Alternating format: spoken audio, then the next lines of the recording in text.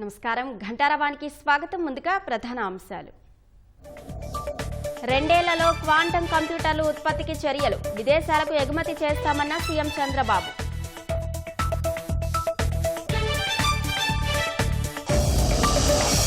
శాసన మండలి కార్యకలాపాలకు పదే వైసీపీ సభ్యుల అడ్డంకులు, వైద్య కళాశాలలపై చర్చించాలని పట్టు, చైర్మన్ అసహనం.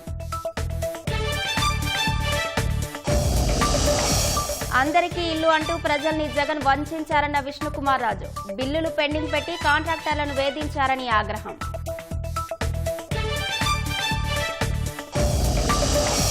జీఎస్టీ సంస్కరణలతో 375 రకాల ఉత్పత్తులపై తగ్గిన పన్ను, ధరలు తగ్గడంతో ముందే వచ్చిన దసరా దీపావళి.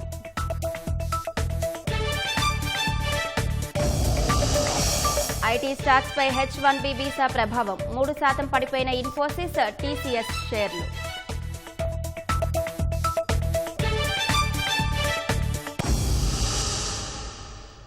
కేంద్రం ప్రకటించిన కొత్త జీఎస్టీ రేట్లు అమల్లోకి వచ్చాయి. రోజువారీ వస్తువుల నుంచి ఎలక్ట్రానిక్స్, ఔషధాలు, వాహనాల ధరలు దిగివచ్చాయి. ఇప్పటికే చాలా సంస్థలు కొత్త ధరలను ప్రకటించాయి. దీంతో వినియోగదారులకు పండుగ సీజన్ ఆఫర్లతో పాటు జీఎస్టీ తగ్గింపు ప్రయోజనం కలిసి రానుంది. వస్తు సేవల పన్ను జీఎస్టీ కొత్త రేట్లు ఇవాల్టి నుంచి అమల్లోకొచ్చాయి. దాదాపు 375 వస్తువులపై ధరలు తగ్గాయి. ఈ నెల మొదటి వారంలో జరిగిన జీఎస్టీ పాలక మండలి 56వ సమావేశం ఈ మేరకు కేంద్రం కీలక నిర్ణయం తీసుకుంది.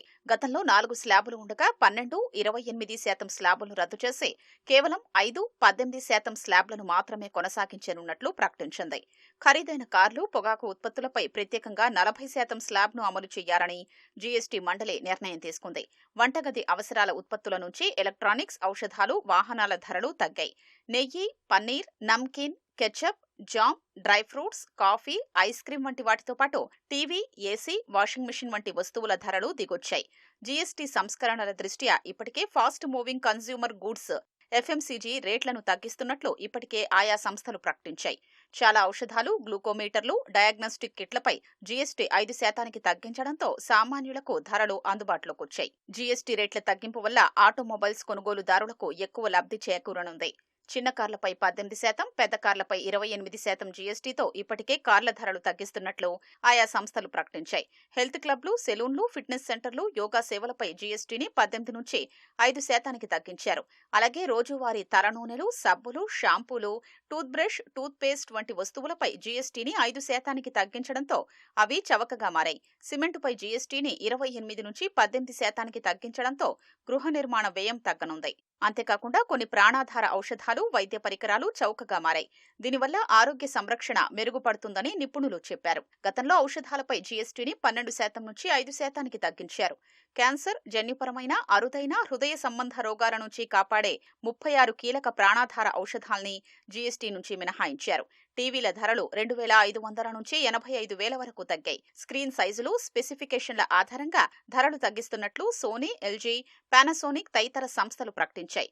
ఏసీలపై సగటున 4,500 వరకు, డిష్ వాషర్లపై 8,000 వరకు ధరలు తగ్గాయి. ప్రముఖ సంస్థలు Voltas, Daikin, Godrej, Panasonic, higher తదితర సంస్థలు ఇప్పటికే కొత్త ధరల్ని ప్రకటించాయి. జీఎస్టీ సంస్కరణలతో దాదాపు 2 లక్షల కోట్లు ఆర్థిక వ్యవస్థలోకొస్తాయని కేంద్ర ఆర్థిక శాఖ అంచనా వేసింది. జీఎస్టీ 2.0తో నిత్యావసరాలు, గృహోపకరణాల ధరలు ఏ మేరకు తగ్గుతాయి, వ్యాపారం ఎలా పుంజుకుంటుందనే వివరాలు మా ప్రతినిధి వీరాంజనేయులు ప్రత్యక్ష ప్రసారం ద్వారా అందిస్తారు.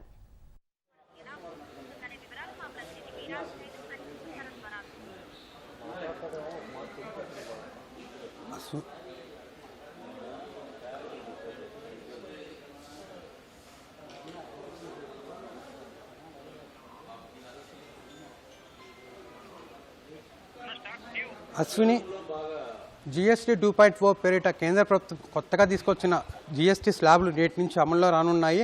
గతంలో 4 రకాల స్లాబ్లు ఉండగా 4 రకాల స్లాబ్ను 2 రకాలకు కుదించి నేటి నుంచి అమలు చేస్తున్నారు. దీంతో దాదాపు 375 వస్తువుల ఉత్పత్తులపై రేట్లు అయితే తగ్గినాయి. ప్రస్తుతం మన గుంటూరులో ఉన్నటువంటి ఒక షోరూమ్ వద్ద ఉన్నాము. ఇక్కడ టీవీలు, అదేవిధంగా ఏసీలు, ఇతర ఎలక్ట్రానిక్ గూడ్స్, ఇతర నిత్యావసర వస్తువులు ఎలా తగ్గాయి, వాటి రేట్లు ఎలా ఉన్నాయి, దానివల్ల వినియోగదారులకు ఎలాంటి ప్రయోజనం ఉందని చెప్పి తదితర విషయాలు చెప్పేందుకు మనతో షోరూమ్ నిర్వాహకులు ఉన్నారు. వాళ్ళని అడిగి మరింత సమాచారం తెలుసుకుందాం.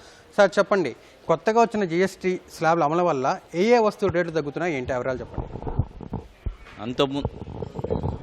అంతకుముందులో 28% ఉన్న జిఎస్టీ అనేది ఇప్పుడు 18%కి తగ్గించబడింది. ఆల్మోస్ట్ 10% డిస్కౌంట్ అనమాట. కానీ యాక్చువల్గా స్లాబ్ సిస్టమ్గా అయితే 7.8% దాకా రియల్గా డిస్కౌంట్ అనేది అవైలబిలిటీ ఉంటుంది. ఏ వస్తువులు తగ్గాయి సార్, ఆ రేట్లు చెప్పండి. 32 above LEDs and air conditioners and dishwashers and inverters, these 4 items. 18%లో ఉన్నవి already washing machines and refrigerators same.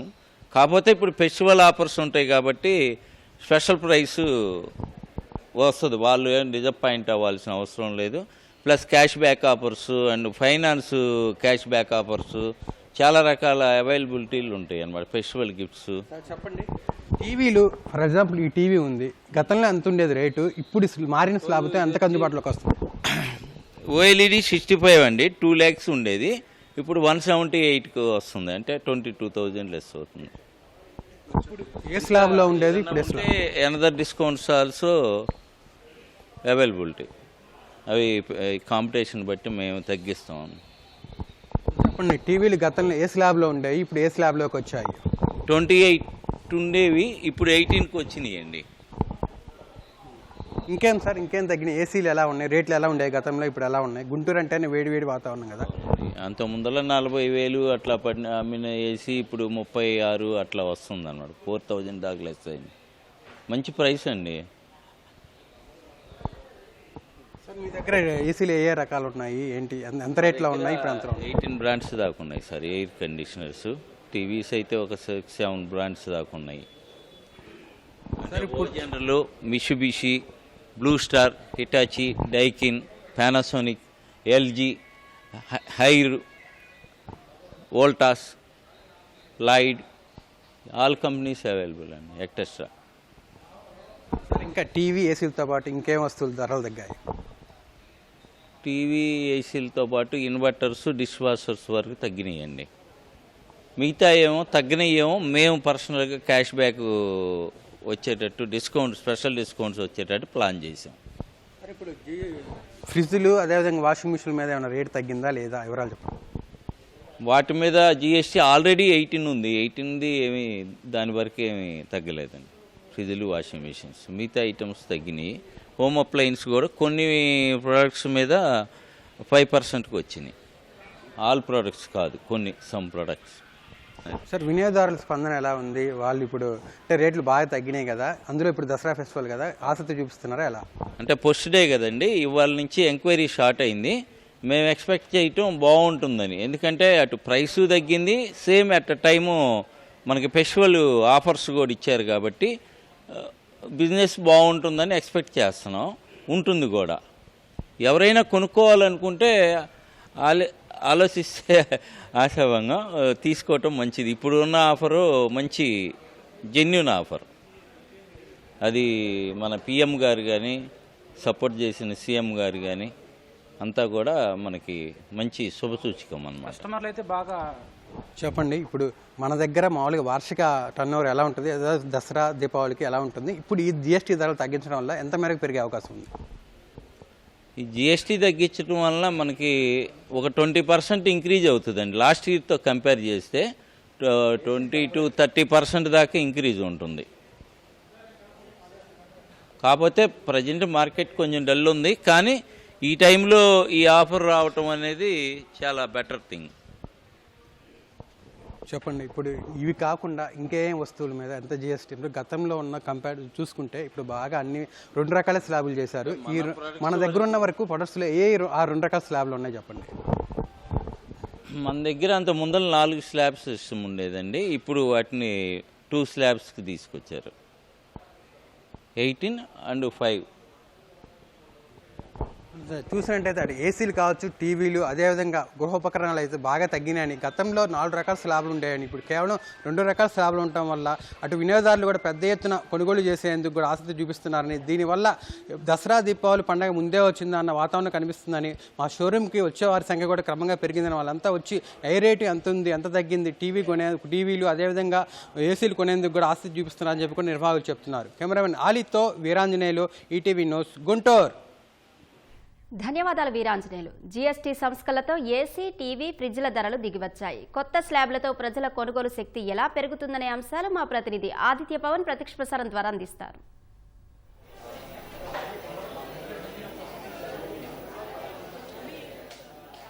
Ashwini, మొత్తం విశాఖపట్నంలో దసరా ముందే వచ్చిందని చెప్పుకోవచ్చు. కొనుగోళ్ల దసరా అనుకోవచ్చు. ఎందుకంటే ప్రధాని మోదీ నిన్నే చెప్పారు, భారతీయుల కొనుగోలు శక్తి పెంచే విధంగా జీఎస్టీ రెండో విడత సంస్కరణలు ఉంటాయనేటువంటి ఆదేశాలు ఇచ్చారు. ఆదేశాలు తగ్గట్టుగానే విశాఖపట్నంలో ఉన్నటువంటి గృహోపకరణాలు చెందినటువంటి అన్ని షోరూంలో కూడా 18% జీఎస్టీని అమలు చేస్తూ వారంతా కూడా బయట బోర్డులు పెట్టారు. అలాగే ప్రతి చోట ప్రతి వస్తువు దగ్గర కూడా ఎంత జీఎస్టీ తగ్గింది, గతంలో ఎంత ఉండేది, ఎంత తగ్గింది అనేటువంటి విషయాన్ని కూడా ప్రస్ఫుటంగా తెలియజేస్తూ ఫ్లెక్సీలను కూడా షాప్ ముందు ఏర్పాటు చేసి మొత్తం కొనుగోలుదారులకు తెలియజేస్తున్నారు. ప్రస్తుతం అదే విశాఖపట్నంలో మనం ఒక షోరూంలో ఉన్న మనం చూడొచ్చు, అంత సందడిగా ఉంది. ఎందుకంటే ముఖ్యంగా టీవీల ధర తగ్గింది, డిష్ వాష్ల ధర తగ్గింది, ఏసీల ధర తగ్గింది.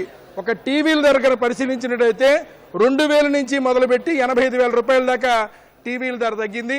అలాగే ఏసీలు తీసుకున్నట్టయితే కూడా ఏసీల్లో కూడా సుమారుగా 3,000 నుంచి 6,000 రూపాయల దాకా ఏసీల ధర తగ్గింది. డిష్ వాష్ల ధర కూడా అదే తరహాలో తగ్గింది. గతంలో 28% ఉన్నటువంటి జీఎస్టీ ప్రస్తుతం 18%, అంటే 10% పైగా తగ్గింది. అలాగే పాల ఉత్పత్తులు కూడా ఈరోజు తగ్గించి అమ్మకాలు కొనసాగాయి. ప్రస్తుతం అయితే కొనుగోలుదారులంతా కూడా ఆనందాన్ని వ్యక్తం చేస్తారు. మరోవైపు దుకాణదారులు, ముఖ్యంగా షోరూంలో ప్రతి షోరూం దగ్గర కూడా ఒక పండగ వాతావరణం నెలకొని ఉంది.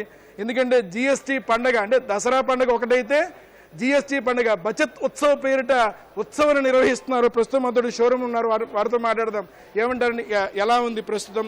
అలాగే ఈ దసరాకి ఇప్పటికే కేంద్ర ప్రభుత్వం ప్రధాని కూడా పిలుపునిచ్చారు, బచత్ ఉత్సవం నిర్వహించండి, జీఎస్టీ కొనుగోలు శక్తులు పెంచేటువంటి విధంగా. ఎలా ఉంది? చాలా బాగుందండి. ముందుగా మా సోనో విజన్ కస్టమర్స్ అందరూ కూడా దసరా అండ్ దీపావళి శుభాకాంక్షలు అండి.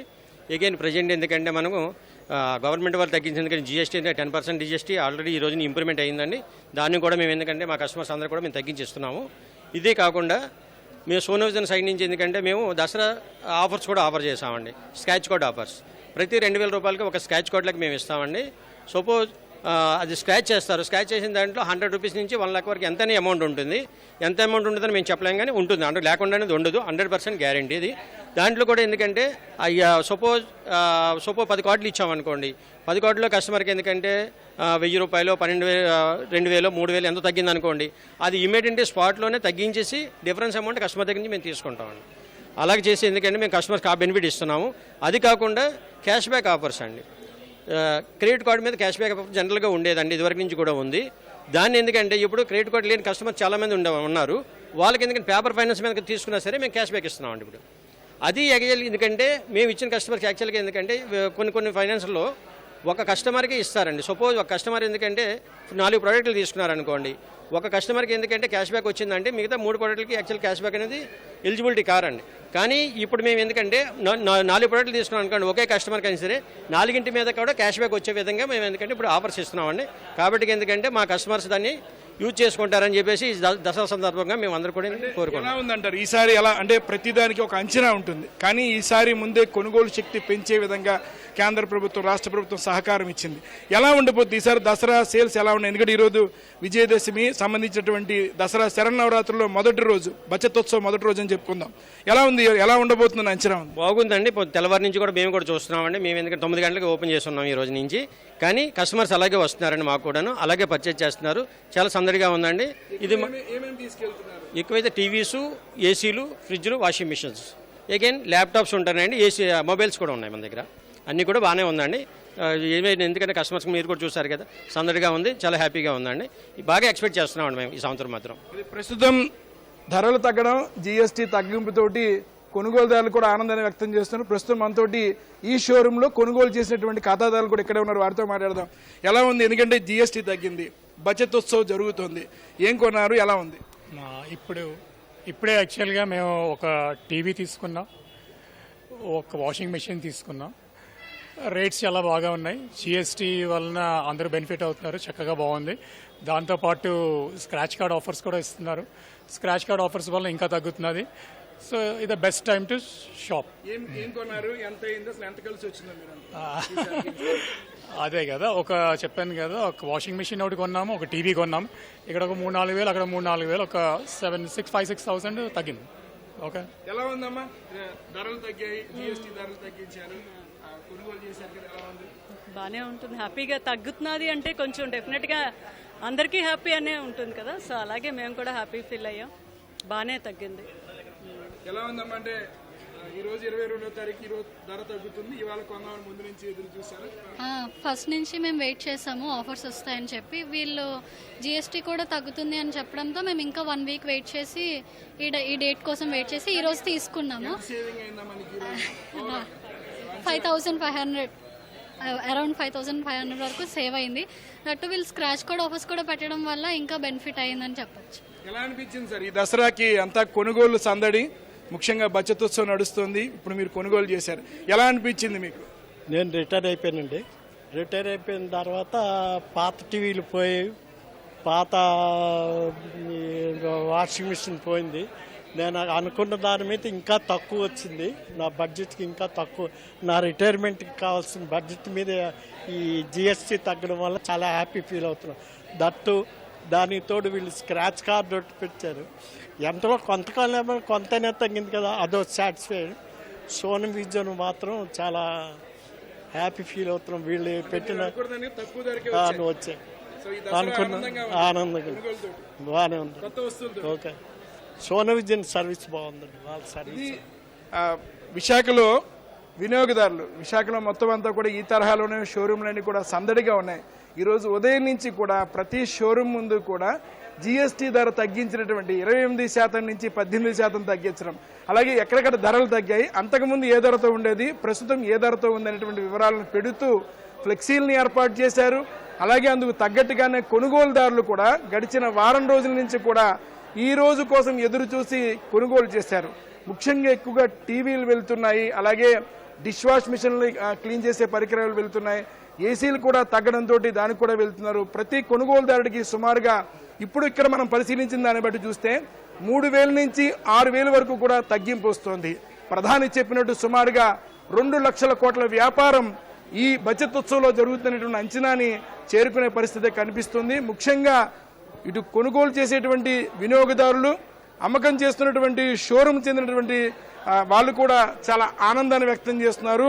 విశాఖపట్నంలో బచత్ ఉత్సవంలో దసరా మొదటి రోజున కొనుగోలు ఉత్సవం ఆరంభమైందని చెప్పుకోవచ్చు. వినియోగదారులంతా కూడా ఆనందాన్ని వ్యక్తం చేస్తున్నారు. అన్ని షోరూంలు కూడా తగ్గించినటువంటి జిఎస్టీ వివరాలను తెలియజేస్తూ కస్టమర్లందరికీ కూడా స్వాగతం చెప్తున్నాయి. కెమెరా పర్సన్ కె శ్రీనివాస్తో ఆదిత్య పవన్, విశాఖపట్నం. రాబోయే 2 ఏళ్లలో క్వాంటం కంప్యూటర్లను ఉత్పత్తి చేసి ఎగుమతి కూడా చేస్తామని ముఖ్యమంత్రి చంద్రబాబు వెల్లడించారు. క్వాంటం వ్యాలీతో కృత్రిమ మేధ అనేది డెడ్లీ కాంబినేషన్ అని సీఎం తెలిపారు. రాబోయే 10 ఏళ్లు చాలా ముఖ్యమని, ప్రపంచం చాలా మారిపోతుందన్నారు. విశాఖలో ఈ గవర్నెన్స్ జాతీయ సదస్సులో సీఎం పాల్గొన్నారు. First time in this country, e-governance I started at that time. Nobody used to imagine also. Why I said right time, right place, right man, that is Narendra Modi. He know the technology. He know the power of technology. He understood technology. He is able to create a competition among various states. Originally, no competition for me. At one stage, there was only one competition from Bangalore, SM Krishna. One day he told me, I cannot compete with you. From now onwards, I will work with you. Recently, we have introduced Manamitra, that is WhatsApp governance. As on today, 751 services we are providing online through WhatsApp. I started earlier in Hyderabad, iTech city, and focusing on IT. At the time, I focused mainly knowledge economy. Today I can say proudly, Telangana is getting highest per capita income in the country. Now we are working Quantum Valley. America is having Silicon Valley. India is having Quantum Valley, that is Amaravati. We started recently with the Government of India support, and also IBM, TCS, L&T, they are working together. By January, we are going to join the club of Quantum Valley or quantum computers who are all having, I think 6-7 countries are having quantum computing. One is India, that is from Amaravati. I am very proud to announce that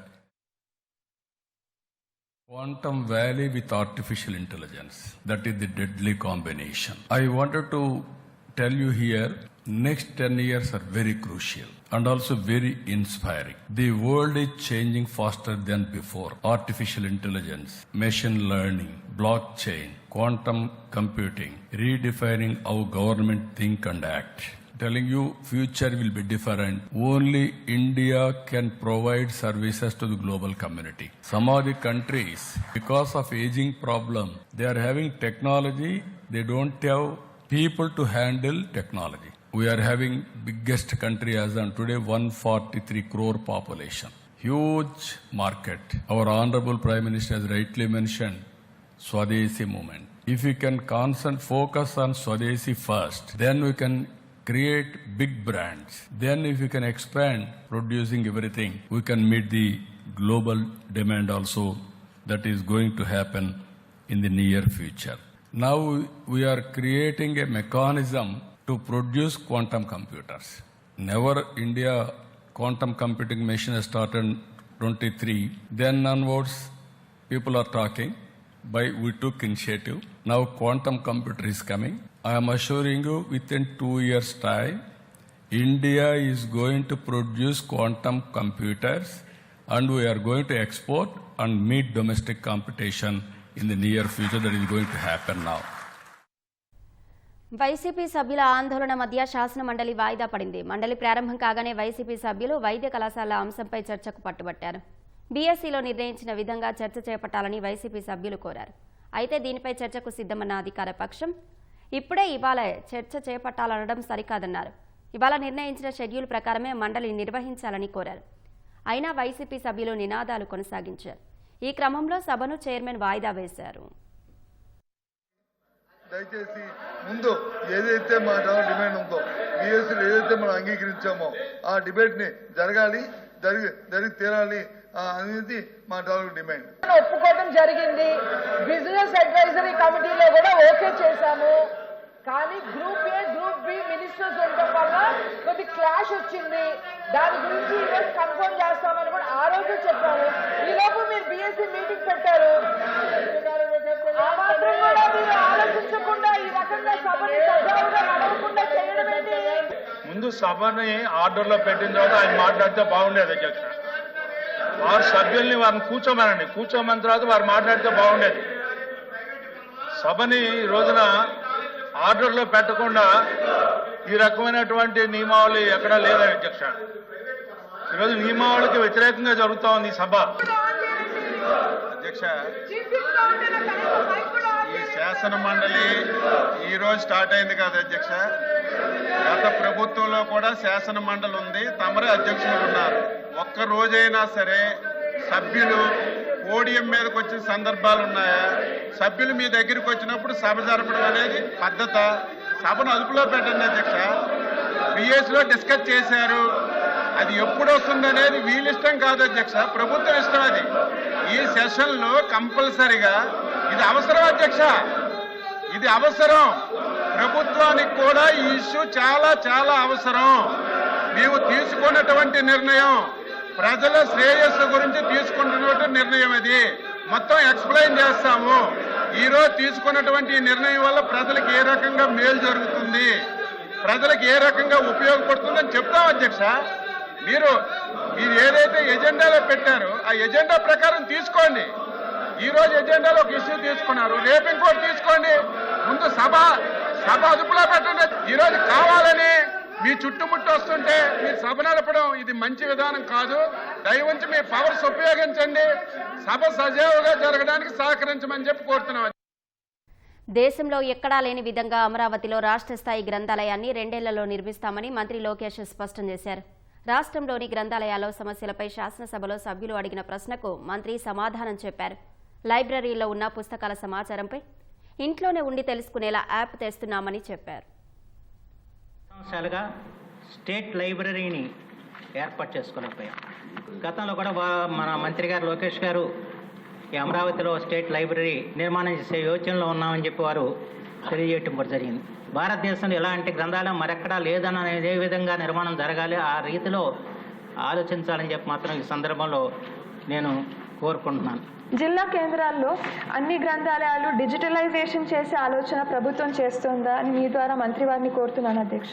ప్రతి జిల్లాకి ఒక కేంద్రంగా ఒక model లైబ్రరీని మీరు కనుక design చేస్తే డెఫినెట్గా పాత ఏదైతే గ్రంథాలయాలకు సంబంధించినటువంటి ఈ ఆలోచనలు పూర్తిగా మారి ఒక లైబ్రరీకి వెళ్ళేటువంటి అలవాటు ఒక నాలెడ్జ్ సెంటర్ కాలేజీలు స్కూల్లోనే కాదు అధ్యక్ష, పబ్లిక్ లైబ్రరీస్ని కూడా స్ట్రెంథన్ చేసే విధంగా అడుగులు వేయాల్సిందిగా కోరుతున్నాను.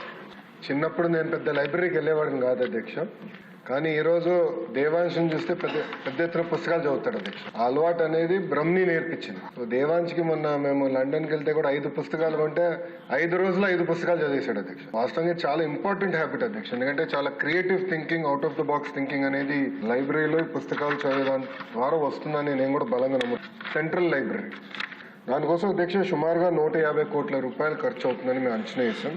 శోభా డెవలపర్స్ అని వరల్డ్ వైడ్ వాళ్ళు ఉన్నారు అధ్యక్ష. వాళ్ళు యాక్చువల్లీ ఆంధ్రాకి సంబంధం లేని వారు, బట్ వాళ్ళు ముందుకు వచ్చి మీ రాష్ట్రం మంచి లైబ్రరీ చేస్తుందని మేము విన్నాము అని 100 కోట్ల రూపాయలు శోభా డెవలపర్స్ ఈరోజు ఆంధ్ర రాష్ట్రానికి వాళ్ళు డబ్బులు ఇస్తాం కూడా జరిగింది. ఇది వచ్చే 4 సంవత్సరాలు మేము ఖర్చు పెడతాం.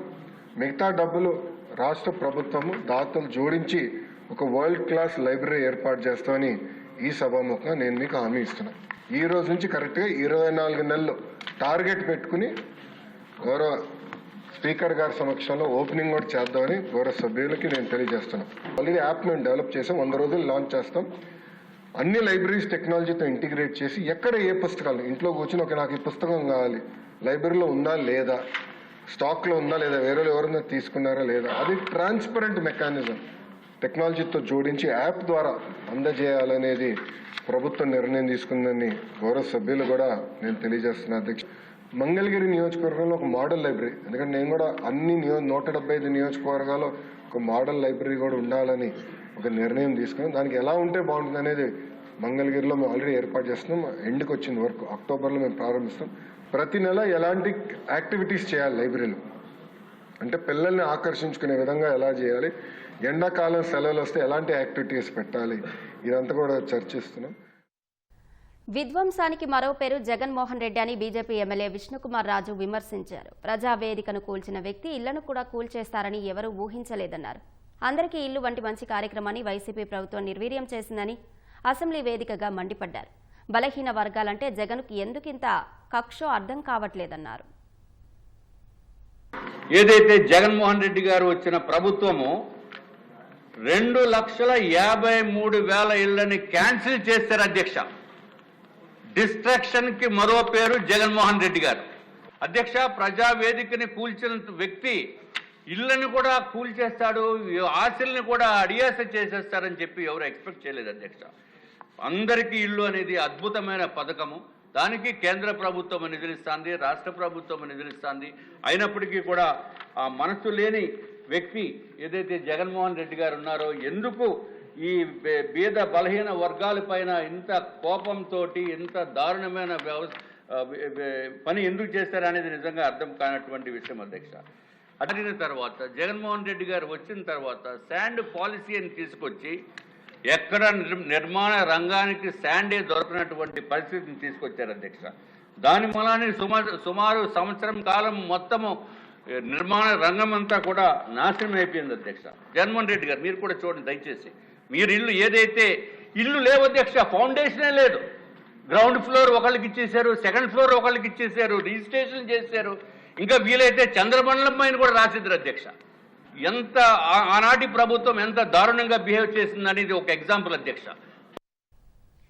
దసరా వేడుకల సందర్భంగా విజయవాడ ఉత్సవ వేడుకలు ప్రారంభమయ్యాయి. ఇవాల్టి నుంచి అక్టోబర్ 2 వరకు జరగనున్న ఉత్సవ విశేషాలను మా ప్రతినిధి కృష్ణమనాయుడు అందిస్తారు.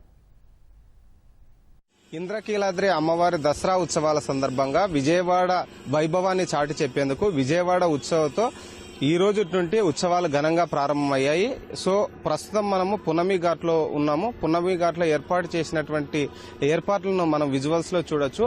పునమి ఘాట్తో పాటు మరో 3 చోట్ల ప్రధానంగా ఈవెంట్లు నిర్వహించేందుకు అన్ని సిద్ధం చేశారు. గొల్లపూడిలో కాసేపటి క్రితమే స్థానిక ఎమ్మెల్యే మైలవరం ఎమ్మెల్యే వసంత కృష్ణప్రసాద్ అక్కడ ఉన్నటువంటి ఏర్పాట్లను పరిశీలించి ఆ ఈవెంట్ను కూడా కాసేపటి క్రితమే ప్రారంభించారు. ఇటు నగరంలో ఉన్నటువంటి తుమ్మలపల్లి కళాక్షేత్రంతో పాటు సంగీత కళాశాలలో సాంస్కృతిక వైభవాన్ని చాటి చెప్పేందుకు కూచిపూడి, భరతనాట్యంతో పాటు కళాకారులని వాళ్ళ యొక్క ప్రోత్సహించేందుకు, కళలను బయటికి తీసేందుకు అక్కడ కళాకారులకు సంబంధించినటువంటి ఏర్పాట్లు చేశారు. సో ఇవాళ సాయంకాలం నుండి ఈ ఈవెంట్స్ అనేది ప్రారంభం కాబోతున్నాయి. పునమి ఘాట్లో ఏర్పాటు చేసినటువంటి ఈవెంట్ కార్యక్రమంలో మాజీ ఉపరాష్ట్రపతి వెంకయ్యనాయుడుతో పాటు మంత్రి నారా లోకేష్ పాల్గొననున్నారు. ఇక్కడ పాల్గొని ఇక్కడ ఏర్పాట్లను పరిశీలించి ఈ ఉత్సవాలని ప్రారంభించనున్నారు. ఉత్సవాల కోసం అంతర్జాతీయ స్థాయిలో ఏర్పాట్లను చేశారు. శ్రేయాస్ మీడియాతో కలుపుకొని సొసైటీ ఫర్ వైబ్రెంట్ విజయవాడ పేరుతో ఈ ఉత్సవాలు నిర్వహిస్తున్నారు. ఈ ఉత్సవాలకు సంబంధించి ఇప్పటికే స్థానిక ఎంపీ 2 నెలల క్రితం నుంచి అనేక ఏర్పాట్లను పరిశీలిస్తూ ఈ ఉత్సవాలను చాటి చెప్పే విధంగా ఇక్కడ ఏర్పాట్లను చేస్తున్నారు. గొల్లపూడిలో ఉన్నటువంటి ఎగ్జిబిషన్ లో ముఖ్యంగా అక్కడ అగ్రి ఎక్స్పోని పెడుతున్నారు. అగ్రి ఎక్స్పోతో పాటు విద్యార్థులకు సంబంధించినటువంటి ఎక్స్పోలు కూడా పెడుతున్నారు. దాదాపు 400 నుండి 500 స్టాళ్లు అక్కడ ఏర్పాటు చేయబోతున్నారు. ముఖ్యంగా అక్కడ 70 అడుగుల ఎత్తుతో ఈఫిల్ టవర్ నిర్మాణం కూడా జరగబోతుంది. విజయవాడతో పాటు ఉమ్మడి కృష్ణా జిల్లాలో రైతాంగం ఎక్కువగా ఉంటుంది. రైతులకు ఉపయోగపడేటువంటి ఎక్స్పో వల్ల మరింత అవకాశాలు, వారికి ఉపయోగపడేటువంటి పనిముట్లు ఏ విధంగా పనిచేస్తాయన్నది కూడా తెలుసుకునేందుకు అవకాశం ఉందని ప్రజాప్రతినిధులు చెబుతున్నారు. కొంత 2 రోజుల నుండి విజయవాడతో పాటు పరిసర ప్రాంతాల్లో కురుస్తున్నటువంటి వర్షం వల్ల చిన్నపాటి పనులకు ఆటంకం కలిగినప్పటికీ ఈ రోజు సాయంత్రంతో మొత్తం పనులు పూర్తి చేసి సాయంత్రానికి చెప్పినటువంటి సమయము తేదీ ప్రకారం ఇక్కడ ఈవెంట్స్ అనేది ప్రారంభించబోతున్నామని చెప్తున్నారు.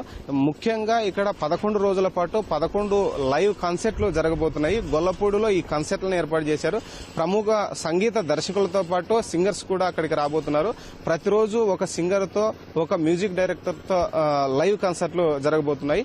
కేవలము ఆధ్యాత్మిక చింతనతో ఉన్నటువంటి కార్యక్రమాలు మాత్రమే నిర్వహించబోతున్నారు. ముఖ్యంగా ఇక్కడ కృష్ణా నదీ తీరంలో ఉన్నటువంటి బెరం పార్క్ తో పాటు భవానీ ఐలాండ్ ముఖ్యమైనది. పర్యాటకానికి ఇది ఎంతో దోహదం చేస్తుందంటున్నారు.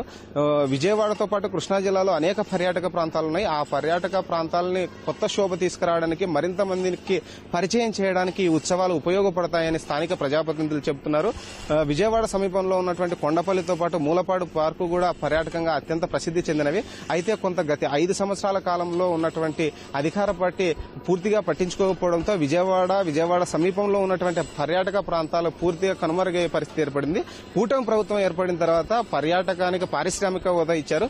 పారిశ్రామిక హోదా ఇవ్వడంతో పర్యాటకులను మరింత ఆకర్షించే విధంగా ఇలాంటి ఈవెంట్లు నిర్వహిస్తున్నారు. ఇది ఇక్కడ ఉన్నటువంటి తాజా పరిస్థితి. కెమెరామెన్ కోటితో కృష్ణమనాయుడు, ఈటీవీ న్యూస్, విజయవాడ నుంచి. ఎలాంటి అవాంతరాలు లేకుండా దుర్గమ్మ దర్శనాలు జరుగుతున్నాయని దేవాదాయ శాఖ మంత్రి ఆనం రామరెడ్డి తెలిపారు. భక్తులతో మమేకమై కార్యక్రమాన్ని నిర్వహిస్తున్నామన్నారు. దసరా ఉత్సవాల సందర్భంగా ఎమ్మెల్యే సుజనా చౌదరితో కలిసి పూజా మందిరం యాగశాలను ప్రారంభించారు. 11 రోజులు ఈ యొక్క నవరాత్రి ఉత్సవాలని పెద్ద ఎత్తున చేయడం జరుగుతుంది. క్యూ లైన్లన్నీ సజావుగా సాగుతున్నాయి.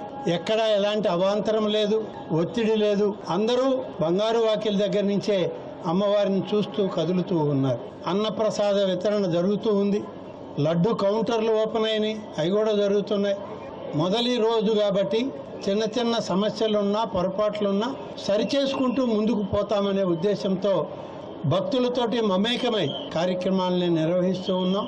తప్పకుండా శరన్నవరాత్రి ఉత్సవాలు ఈ యొక్క ఇంద్రకీలాద్రిపై మరి రాష్ట్ర పండుగగా వైభవోపేతంగా ప్రభుత్వం నిర్వహిస్తుంది.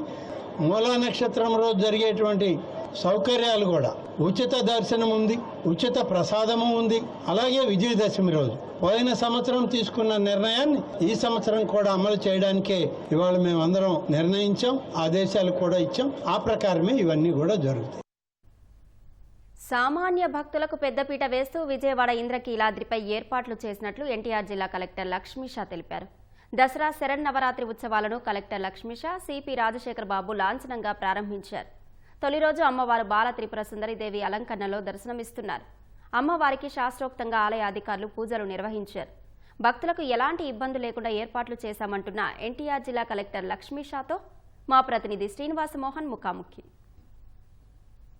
విజయవాడ ఇంద్రకీలాద్రిపై అమ్మ సంబరం అంబరాన్ అంటే ఇలా ప్రారంభమైంది. మనతో పాటు ఉత్సవ నిర్వహణ కమిటీ చైర్మన్ ఎన్టీఆర్ జిల్లా కలెక్టర్ లక్ష్మీషా గారు సార్ ఉత్సవాలు ఇవాళ నుంచి ప్రారంభమయ్యాయి. 10 రాత్రులు 11 రోజుల పాటు జరగబోతున్న ఉత్సవాలు మనం ఎలాంటి సందర్భం? అమ్మవారి ఆశీర్వాదాలతో కనకదుర్గమ్మవారి కృపతో 11 రోజులు జరగబోయే దసరాలకి అన్ని ఏర్పాట్లు పూర్తయ్యాయి. ఈరోజు మొదటో రోజు కావాల్సిన అన్ని ఏర్పాట్లు క్యూలు అనేది ఏంటి, అలాగే మౌలిక సదుపాయాలు ఇటువంటివన్నీ ఏర్పాట్లు చేయడం జరిగింది. కాబట్టి ప్రతి ఒక్కరు ఎక్కడ ఇబ్బంది లేకుండా వచ్చి సాఫీగా సంతృప్తితో అమ్మవారిని చూసుకొని వెళ్ళాలని కోరుకుంటున్నాము. ఏ మాత్రం ఇబ్బంది అనిపించినా కూడా అక్కడ ఉన్న అధికారులతో మాట్లాడండి. క్యూఆర్ కోడ్ కూడా పెట్టి ఉన్నాము. మీకు ఏమైనా అక్కడ ఇబ్బంది అనిపిస్తే అక్కడి నుంచి కూడా ఫీడ్బ్యాక్ ఇస్తూ ఉండండి. సామాన్య భక్తులకి పెద్దపీట అని ప్రాధాన్యం ఇస్తామని చెప్తున్నారు. ప్రధానంగా 500 రూపాయల టికెట్లను రద్దు చేశామని చెప్తున్నారు. సో సామాన్య భక్తులకు ఎలాంటి దర్శనం జరుగుతుంది, అలాగే వీవీఐపీలు అలాగే డిజబిలిటీస్ ఇతర వచ్చే వాళ్ళ కోసం ఎలాంటి స్లాట్ ఇచ్చారు?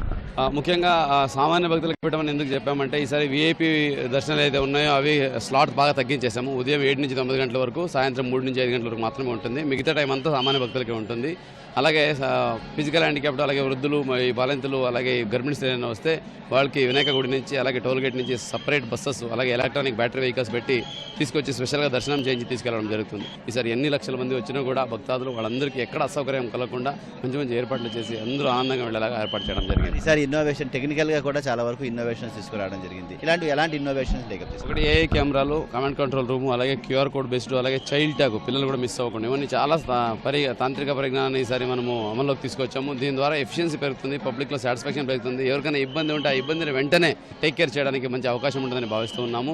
ఎంతమంది వచ్చినా కూడా ఈసారి కౌంట్ కూడా ఏఐ కెమెరాలో పెట్టి కౌంటింగ్, అలాగే క్రౌడ్ మూవ్మెంట్ కూడా ఏఐ కెమెరా పెట్టి చేస్తున్నాము. ఎక్కడైనా ఇబ్బంది ఉంటే ఆటోమేటిక్ కంప్యూటర్ నుంచి అలర్ట్ వస్తాయి. ఇవన్నీ పరిజ్ఞానము, సాంకేతిక పరిజ్ఞానం ఈసారి అమలు చేశాం కాబట్టి కంపల్సరీగా ఈసారి దసరాలు బాగా జరుగుతాయి. వచ్చే భక్తాదులు అత్యంత సుతృప్తితో అమ్మగారిని చూసుకొని వెళ్తారని నమ్ముతున్నాము.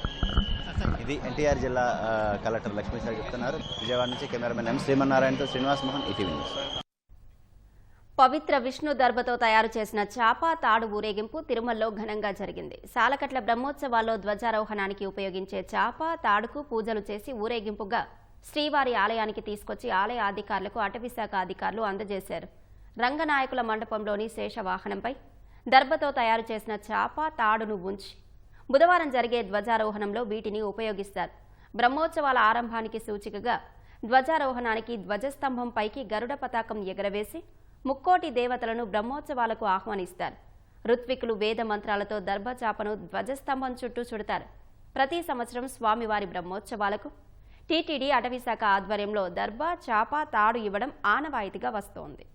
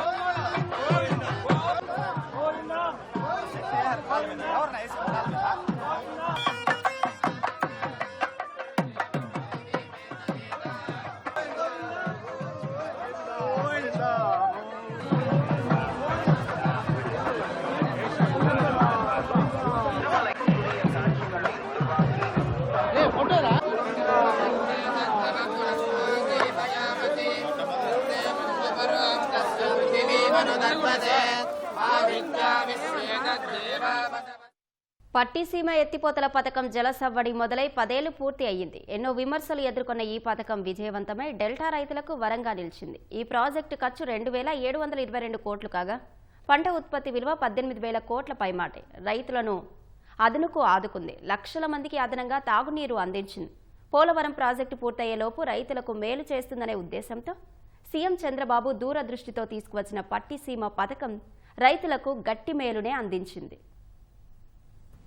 పట్టిసీమ ఎత్తిపోతల నిర్మాణానికి సవరించిన అంచనా సుమారు 1900 కోట్లు. 10 ఏళ్లలో నిర్వహణ వ్యయం 48.95 కోట్లు. విద్యుత్ ఛార్జీలు 773.15 కోట్లు.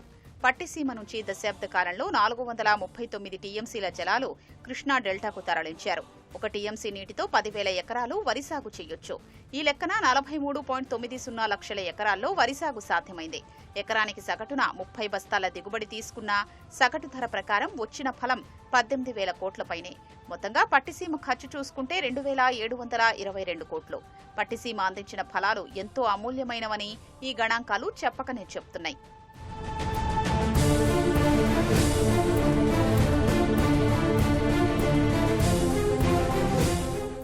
2016 నాటికి పూర్తి స్థాయిలో ఈ ఎత్తిపోతలను వినియోగంలోకి తీసుకొచ్చారు. రోజుకు 8,500 క్యూసెక్కుల గోదావరి వరద జలాలు మళ్లించేలా నిర్మాణం పూర్తయింది. 2015లో పాక్షికంగా నిర్మాణం పూర్తి చేసి ఇచ్చిన 4.20 టీఎంసీలతో పాటు ఆ తర్వాత 10 ఏళ్లలో కృష్ణా డెల్టాకు తాగు సాగునీటి అవసరాల కోసం పట్టిసీమ 439.534 టీఎంసీలు అందించింది. గడిచిన 10 ఏళ్లలో కృష్ణాలో ప్రకాశం బ్యారేజీ నుంచి ఎంత నీరు సముద్రంలోకి పోయింది, ఆ ఏడాది పట్టిసీమ నుంచి ఎంత నీరు తరలించి కృష్ణా డెల్టాలో వినియోగించారో పరిశీలిస్తే ఈ విషయం అర్థం చేసుకోవచ్చు. కృష్ణాలో వృధా జలాలు ఉన్నా కొన్నిసార్లు 120 రోజుల పంటకాలంలో అవి అదనకు రావు. అందుకే పట్టిసీమ నుంచి తెచ్చిన నీరు పంటల్ని కాపాడేందుకు పనికొచ్చేది. ఇప్పుడు కూడా ఒకటే చెప్తా ఉన్నా, దయ ఉంచి ఇప్పటికైనా ఆలస్యం కాలేదు, దయ ఉంచి ఇప్పటికైనా పట్టిసీమ ప్రాజెక్టును క్యాన్సిల్ చేయండి. అసలు మన పార్టీ స్టాండ్ అన్నది పట్టిసీమ మీద చాలా డీటెయిల్డ్ గా చెప్పాం. దీని మీద 2 రోజులు చర్చ జరిగింది గత అసెంబ్లీలో. సుదీర్ఘంగా చెప్పే పట్టిసీమ గురించి మేము పట్టిసీమను వ్యతిరేకిస్తున్నాం, ఎందుకు వ్యతిరేకిస్తున్నాం అన్న కారణాలు చెప్పాం. పట్టిసీమను వ్యతిరేకిస్తున్నాం కారణం దీంట్లో పెట్టే అమౌంట్ వేస్ట్. 1,600 కోట్ల రూపాయలు పట్టిసీమ మీద పెట్టి నీళ్ల పాలు చేశారు చంద్రబాబు నాయుడు గారు. అధ్యక్ష, ఇవాళ నేను ఒకటి అడుగుతా ఉన్నాను, ఎటువంటి నీటి స్టోరేజ్ కెపాసిటీ, ఎటువంటి స్టోరేజ్ కెపాసిటీ లేని పట్టిసీమ ప్రాజెక్టు కడతారు? నేను అడుగుతా ఉన్నాను అధ్యక్ష ఒకటే విషయం, ఏ స్టోరేజ్ కెపాసిటీ లేని పట్టిసీమ ప్రాజెక్టు కట్టారు? విన్నారు కదా మాజీ ముఖ్యమంత్రి జగన్ పట్టిసీమపై నాడు చెప్పిన మాటలు. కానీ తరువాత ఆయన పాలనలోనూ పట్టిసీమ సేవలు వినియోగించుకున్నారు.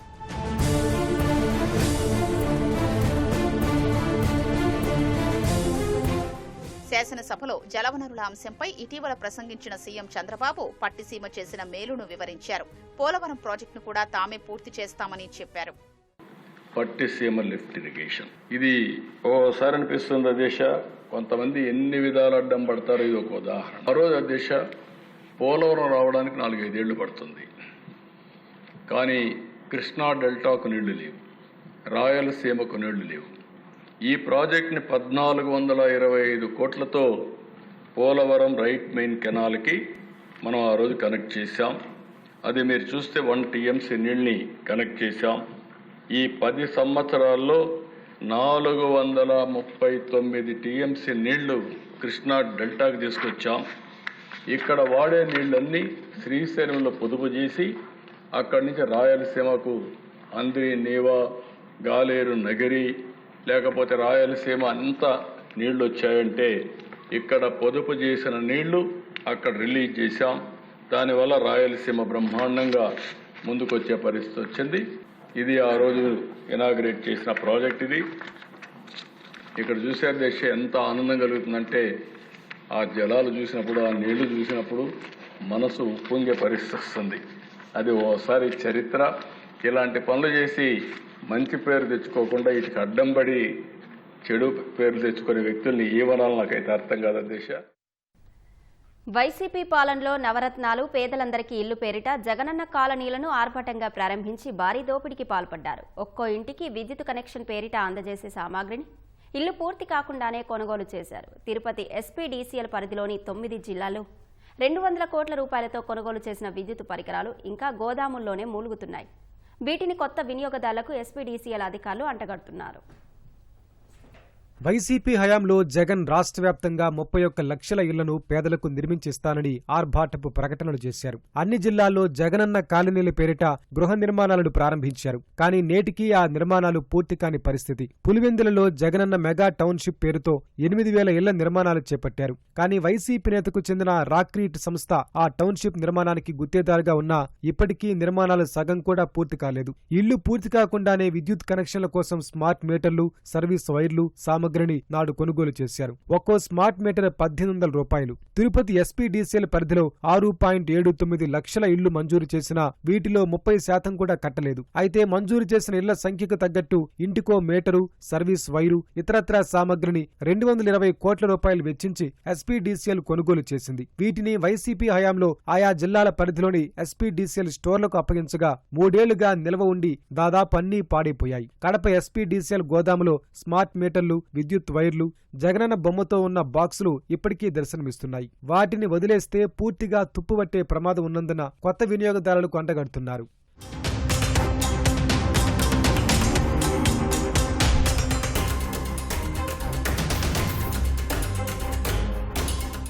నెల కిందటి వరకు కిలోవాట్ కేటగిరీ 1 కింద దరఖాస్తు చేసుకుంటే విద్యుత్ స్మార్ట్ మీటరు సామగ్రి కోసం 1800 రూపాయలు మాత్రమే వసూలు చేసేవారు. అదే కిట్ను ఇప్పుడు వినియోగదారులకిచ్చి 4209 రూపాయలు వసూలు చేస్తున్నారు. గతం కన్నా అదనంగా 2409 రూపాయలను వసూలు చేస్తున్నారు. SPDCL పరిధిలోని జిల్లాల్లో అదనపు వసూళ్లకు పాల్పడుతున్నారు. వైసీపీ పాలనలో జరిగిన తప్పిదాలకు సంబంధించి ఆడిటింగ్ అభ్యంతరాల నుంచి బయటపడేందుకు కొత్తగా సర్వీస్ తీసుకునే వారిపై భారం మోపుతున్నారు. నిల్వ ఉన్న మీటర్లు, ఇతరత్రా సామగ్రి పనికొచ్చే స్థితిలో లేనప్పటికీ వాటినే కొత్త వినియోగదారులకు ఇస్తున్నారు. రాష్ట్రంలో ఎక్కడా లేని విధంగా SPDCL పరిధిలో మాత్రమే ఈ భారాన్ని ప్రజలపై మోపుతున్నారు.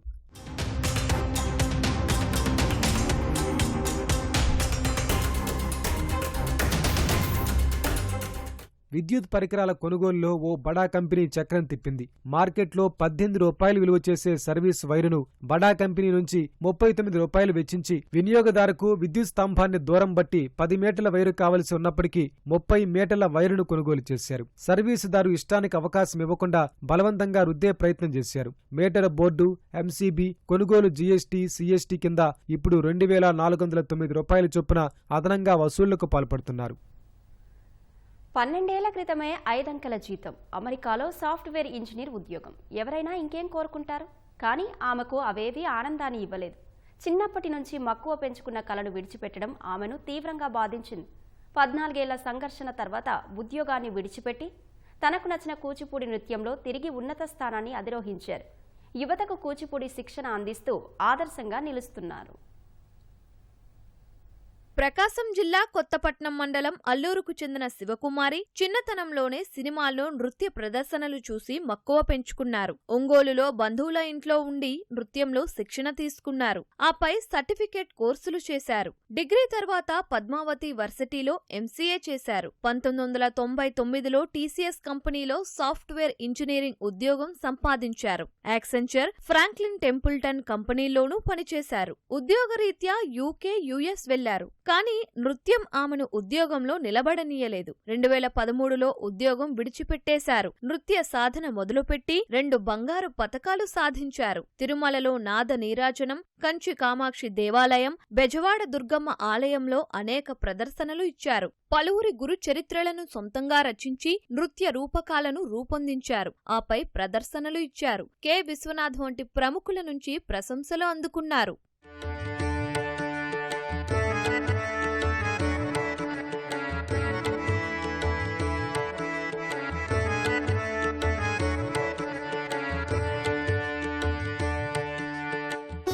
తాను నేర్చుకున్న నృత్యాన్ని పరిరక్షించాలనే ఉద్దేశంతో 2014లో ఒంగోలులో నళిని ప్రియ కూచిపూడి నృత్య శిక్షణా కేంద్రం ప్రారంభించారు. ఏటా వందలాది మంది పిల్లలకు నృత్యాన్ని పరిచయం చేస్తున్నారు. వేదాంతం రామలింగేశ్వర శాస్త్రి తనకు శిక్షణ ఇచ్చారని ఆమె గుర్తు చేసుకున్నారు. తల్లిదండ్రులు ప్రోత్సహించారని, ఉద్యోగం వదిలి నృత్యం వైపు అడిగేస్తానంటే భర్త సహకరించారని తెలిపారు. నేను ఒంగోలు వచ్చి శ్రీమతి కామేశ్వరి గారి దగ్గర బేసిక్స్ స్టార్ట్ చేశాను కూచిపూడిలో. గుంటూరులో డాక్టర్ కాజా వెంకట సుబ్రహ్మణ్యం గారి దగ్గర సర్టిఫికేట్ మరియు డిప్లొమా 2 కూడా నేను పూర్తి చేయడం జరిగింది. పూర్తి అవ్వగానే నా గోల్డ్ మెడల్ కూడా డబుల్ గోల్డ్ మెడల్ గవర్నర్ గారి దగ్గర నుంచి అందుకోవడం జరిగింది. ప్రదర్శనలు నేను దాదాపు 500 వరకు ఇచ్చుంటానండి నా చిన్నప్పటి నుంచి. తిరుమలలో నాద నీరాజనంలో కానీ NTR కళా పరిషత్ ద్వారా ఎన్నో నృత్య రూపకాలు, మా ఇన్స్టిట్యూట్ నుంచి మేము రుక్మిణి కృష్ణ, పద్మావతి వైభవం, శంకర విజయం, ముఖ్యంగా శంకర విజయం అనేటువంటి నృత్య విశ్వరూపకం కంచిపీఠాధిపతులు శ్రీ శ్రీ శంకర విజయేంద్ర సరస్వతి స్వామివారి సమక్షంలో చేయడము, అలాగే శ్రీమతి చెంగాళమ్మ చరితం అమ్మవారి రూపకాన్ని కూడా మా చేత అక్కడ ఈవో రాయించి మా చేత ప్రదర్శన ఇప్పించడం జరిగింది. ఇంకా పిల్లలకి కూచిపూడి నృత్యాన్ని నేర్పించడం ద్వారా మన సంస్కృతిని ప్రాపగేట్ చేసే దానిలో నా వంతుగా నేను ప్రయత్నిస్తున్నాను. ఇందుకు చాలా సంతోషంగా ఉంది. శివకుమారి వద్ద శిక్షణ పొందిన విద్యార్థులు అనేక ప్రాంతాల్లో ప్రదర్శనలు ఇచ్చి వారి ప్రతిభను చాటి చెప్పారు. ప్రజెంట్ మేడం దగ్గర నేను గత 13 సంవత్సరాల నుంచి నృత్యం కొనసాగిస్తున్నాను. ఏ చిన్న అడుగు తప్పుపోయినా కూడా అది పర్ఫెక్ట్ అయ్యేదాకా మేడం చెప్తూనే ఉంటారు, చేయిస్తూనే అది పర్ఫెక్ట్ అయ్యాక ఇంకో దాంట్లో పోవాలి అనేది. మెయిన్ ఏంటంటే కూచిపూడిని ఎంత పద్ధతిగా ఉన్నదో దాన్ని అదే వేలో తీసుకుపోవాలి అనేదే మేడం కాన్సెప్ట్. ఇప్పట్లో కూచిపూడి అనేది మంచిగా ఎక్కడ నేర్పిరు, అట్లాంటిది మన ఒంగోలులో మేడం చెప్తున్నారంటే అది చాలా గ్రేట్.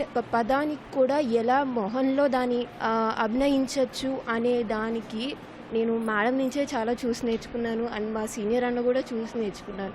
ఇక్కడే నేను సర్టిఫికేట్ అండ్ డిప్లొమా కూడా చేశాను. మేడంకి నేను ఎంత రుణపడి ఉంటానో కూడా నాకు కూడా తెలియదు నా జీవితాంతం. నళిన ఘనత పట్ల కుటుంబ సభ్యులు హర్షం వ్యక్తం చేస్తున్నారు. చిన్నప్పటి నుంచి ఆమెకు ఉండేటువంటి శ్రద్ధతోటి ఈ కూచిపూడి నృత్యాన్ని అభ్యసించాలని, దానిలో ఉన్నతమైనటువంటి శిఖరాలు అందుకోవాలనేటువంటి తపన ఆవిడలో ఉన్నది. తల్లిదండ్రులకు మా యొక్క ఆ పిల్ల యొక్క ఉన్నతిని చూసి మేము ఎంతో ఆనందంగా గర్విస్తున్నాము. జాబ్ మానేసి ఈ ఇన్స్టిట్యూట్ పెడతానంటే నాకు చాలా సంతోషం వేసింది. ఒంగోలులో డ్యాన్స్ ఇన్స్టిట్యూట్ ఒకటిద్దరితో స్టార్ట్ అయిన డ్యాన్స్ ఇన్స్టిట్యూట్ ఈరోజు దాదాపు ఒక 200 మంది పిల్లల దాకా నేర్చుకుంటున్నారు. ఈ ఇన్స్టిట్యూట్ వల్ల కొంతమంది ఇదే వృత్తిగా ఎంచుకొని దాని ద్వారా ఉపాధి పొందుతున్నారు. స్టేట్లో ఏ కార్యక్రమం జరిగినా కూడా మన ఇన్స్టిట్యూట్ని పిలిపించి చేపిస్తున్నారు. కంచికామకోటి పీఠాధిపతి గారు మన ఒంగోలు మన ప్రోగ్రాం చూసి వెంటనే కంచి పీఠాన్ని పిలిపించి ఆయన అక్కడ చేయించారు. సంపాదన ఒక్కటే జీవిత పరమార్థం కాదని, ఇష్టమైన పని చేయడంలోనే ఆనందం ఉందని శివకుమారి చాటి చెబుతున్నారు.